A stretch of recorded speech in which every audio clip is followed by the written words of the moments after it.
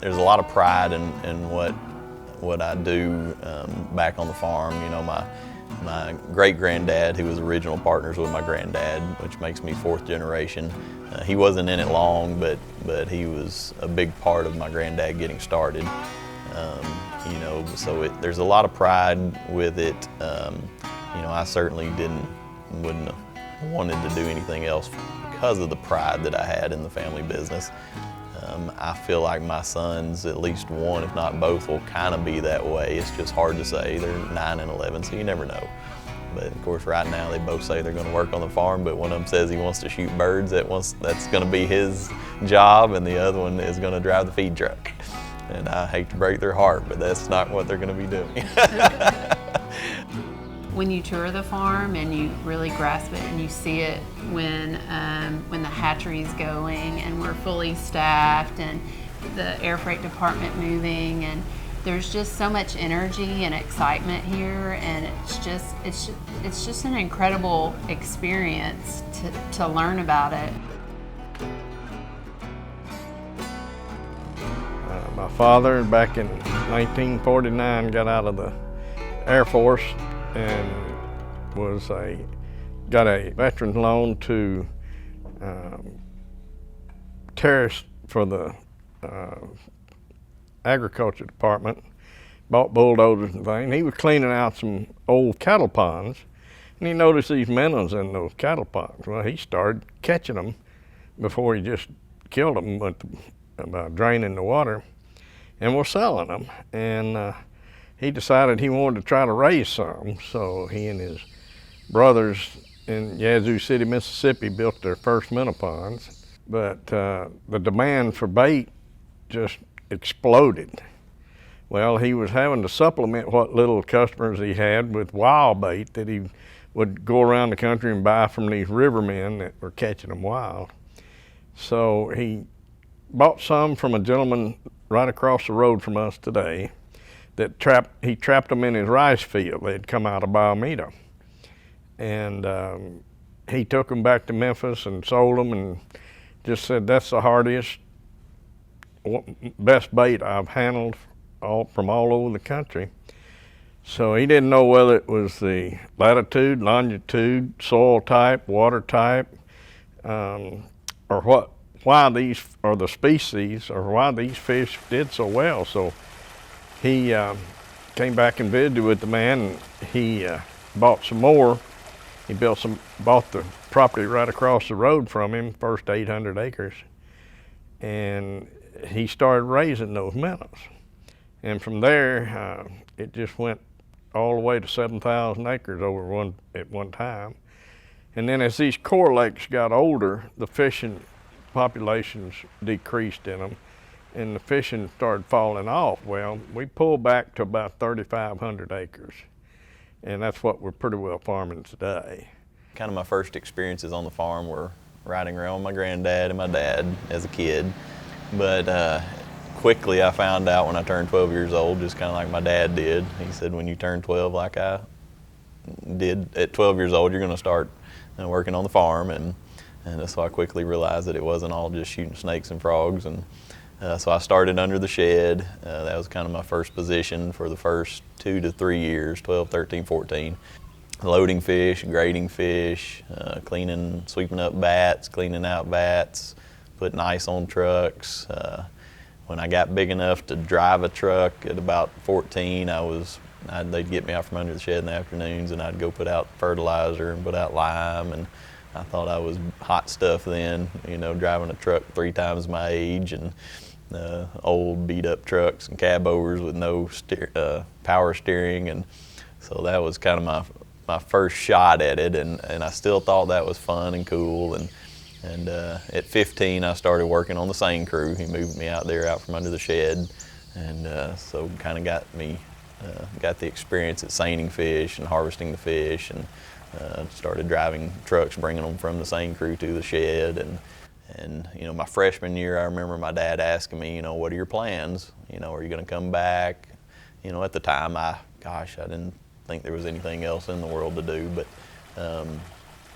so yes, I told him I was coming back, and went to U of A Fayetteville and got an ag business degree, And then my junior year, I think he asked me again, "Are you still coming back?" You know, because he just wanted to make a future plan, and we were at the point where we needed to grow. What we really needed to do that was we needed more fish, which meant more brood stock, more acreage, more men for our matting process, our hatching process, and it was just going to be really tough. So he knew that there was plenty of research out there showing that a hatchery was, hatching shiners in a hatchery was possible. I graduated in '98 and came back in that fall. We built a building, and me and one other guy started plumbing, and for 4 straight months all we did was plumb a building and put in tanks and all that, and by springtime we had a hatchery built. And once the hatchery was built, we knew that we were getting approximately 2% survival on all these eggs. And then through the hatchery, we were getting an easy 98, 99% survival. So that revolutionized our farm just overnight. Then soon after that, we hired a guy to run the hatchery once we kind of perfected that. And then I started working on the air freight system. And so there are a lot of fish are shipped overnight, a lot of ornamentals, but a lot of those ornamentals, there's 1 or 2 or 3 or 4 fish in a box. So it's pretty easy. Well, we needed to be able to ship pounds of fish in a box at a rate they would survive 24 hours or more, and then at a cost that they would be marketable. Through the air freight system, we've kind of revolutionized the way minnows are sent across the country. We just send them direct overnight FedEx now, and so not only to bait shops, but to John Doe homeowner with a pond in his backyard that wants to feed his fish, John Doe homeowner that has a tank in his garage and he fishes every weekend, or he's retired and fishes every day and needs lots of minnows. We ship to research facilities at universities and zoos, aquariums, wildlife rehabilitation centers. So that allows us to ship all over the country to a lot of different places, so it's really opened up our customer base. One of the most innovative products we have, in terms, if you can call it product, would be the Black Salty.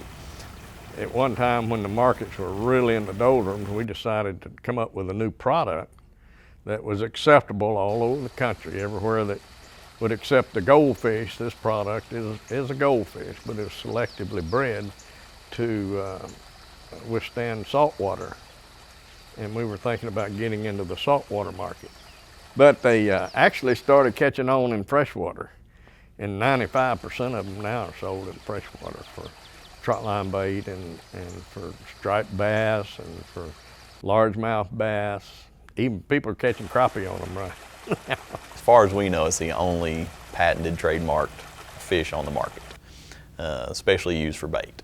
So back in the early 2000s, while we had the hatchery kind of at its early stages, Dad and I went offshore fishing, decided, hey, we've got to be able to raise some bait for the offshore market. So we came back to the hatchery and started playing with some fish, different fish, and doing some selective breeding and all that, and developed a fish that's just super tough, saltwater tolerant, and makes a wonderful saltwater bait, but also a very, very tough freshwater bait. Aquaculture is a lot like row crops or even ranching. If you don't take care of the land and the water, you're dead. So a lot of the conservation efforts on our part are, we drain ponds only when necessary. When we do, we pump the water to the adjacent ponds and let it gravity flow back. And other than a large rain event, we don't release water. We're not allowed to use off-farm surface water because of our inspections, state national inspections. So, we've got filters and pumps, and we pump water over and over and over from pond to pond to pond as much as we can. We try to never let it go, so therefore we're using less groundwater. That's one of the biggest conservation efforts we do. We've got a lot of biosecurity things in place because of the fact we don't need off-farm fish coming in. We don't need off-farm invasive plants coming in. And all that is a big part of our conservation efforts.